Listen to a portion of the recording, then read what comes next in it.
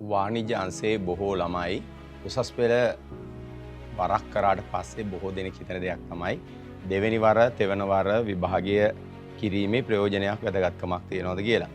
ඒත් ඉතින් වසර 13ක් පාසල් ගිය ළමයින්ට උසස් පෙළ දෙවෙනි වර කරනවා නම් ප්‍රතිඵල ඇවිල්ලා මාස 5කින් විතර විභාගයට පෙනී හිටින්න පුළුවන්.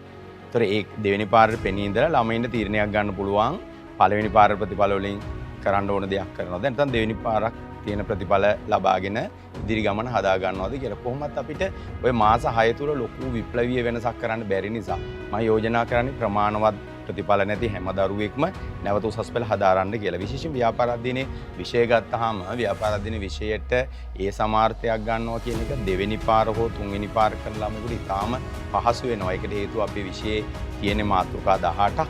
ඒ මාතෘකා 18 අනු මාතෘකා 119ක් තියෙනවා. ඒ වගේම ඒකේ ඉගෙනුම් පළ 677ක් තියෙනවා. මේ ටික ආවරණය කරගන්න පුළුවන් නම් දැන් අපි ෆුල් ටයිම් ඉස්කෝලේ යන්නේ නැති නිසා දෙවෙනි පාර තුන්වෙනි පාර කරන ළමයි අනිවාර්යෙන් ෆුල් ටයිම් මේ අධ්‍යාපනයේ මේකටමනේ යොමු කරන්නේ මේ විභාග ක්‍රියාවලියටම අවධානය යොමු කරන්නේ බාහිර වැඩ නැහෙනේ.